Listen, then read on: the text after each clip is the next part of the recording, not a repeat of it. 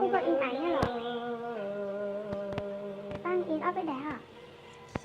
Của là con nè.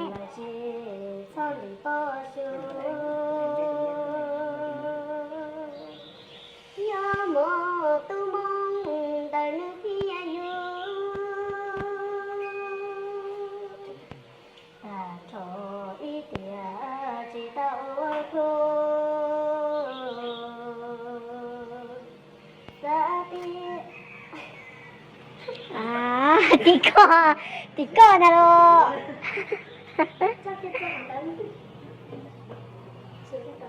Lúc đó chẳng có huy luôn nè. Yang kamu? Ya cái huy luôn là. Huy lúc quay ra giống này nhỏ chân. Chỉ là nó sẽ té vậy vào tay mình rồi cái gì? Giờ có chỉ tao chỉnh tao sẽ à? Cái Cái chỉ tao sẽ à? Huy quay cái mua hai đây à? Có in rảnh rồi chứ bờ. Nhà chân mình không có đấy à? Dạ lo. Dạ lờ. Chắc là một xe tiền rồi.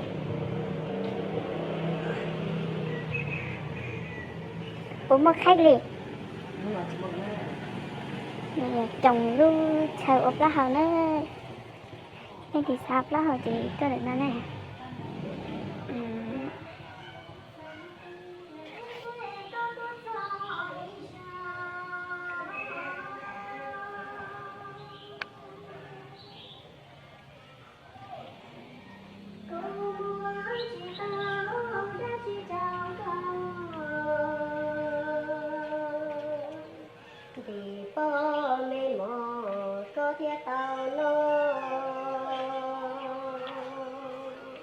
Ôi giờ nó chỉ khó kìa đi.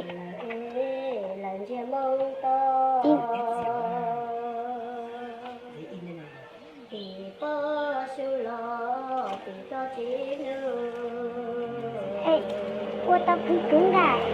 Cô tao để ảnh trên với ảnh đó ra.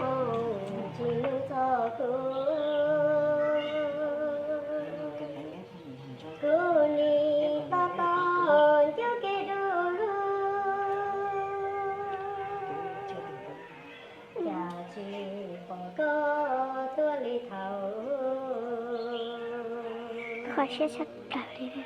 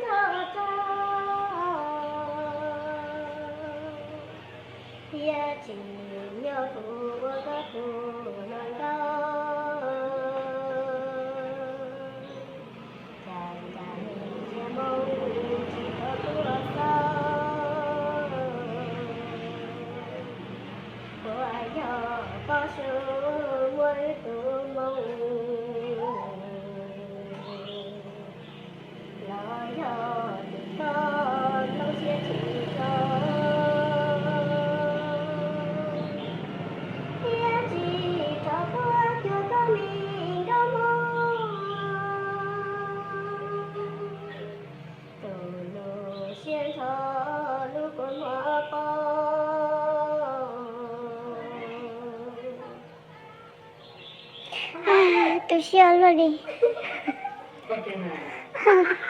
Tôi share luôn đi à.